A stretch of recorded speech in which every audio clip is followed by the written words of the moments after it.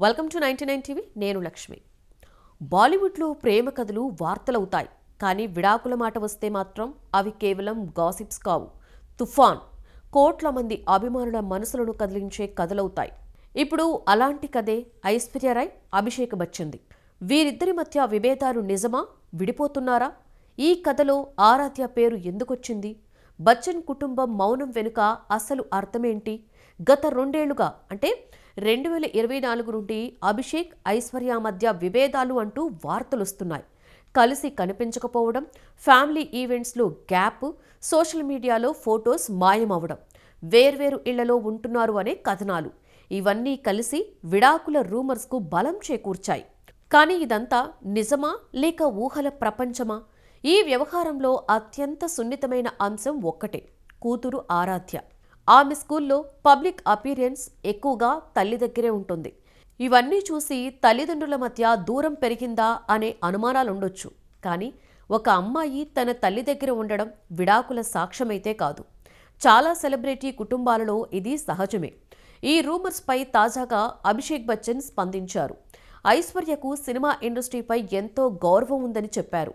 ఆ గౌరవాన్ని కూతురు ఆరాధ్యకి కూడా నేర్పుతుంటామని తెలిపారు. అందుకే విడాకుల రూమర్స్ గురించి ఆరాధ్యకు అవగాహన ఉండదు అన్నారు. ఏది నిజం, ఏది అబద్ధం అర్థం చేసుకునే ప్రయత్నం చేస్తుందని చెప్పారు. ఆరాధ్యకి ఫోన్ లేదని, సోషల్ మీడియా వాడకం కూడా లేదని అభిషేక్ స్పష్టం చేశారు.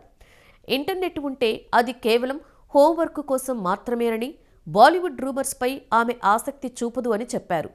తల్లిదండ్రుల మధ్య విభేదాలు ఉన్నాయి అనే వార్తలను ఆమె నమ్మదు అన్నారు. ఫ్యామిలీ అంటే గౌరవం, తల్లిదండ్రులంటే ప్రేమ, అదే ఆరాధ్య స్వభావం అని తెలిపారు.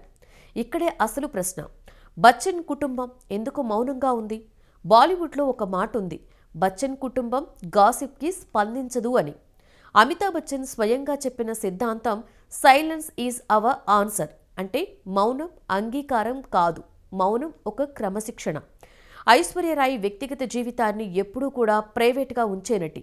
మీడియా ముందు ఎమోషన్స్ ప్రదర్శించదు. ఆమె ఫోకస్ ఒక్కటే: పని, కూతురు, భవిష్యత్తు, కుటుంబ గౌరవం. అందుకే ఆమె మౌనాన్ని విడాకుల సంకేతంగా భావించటం తప్పు కావచ్చు.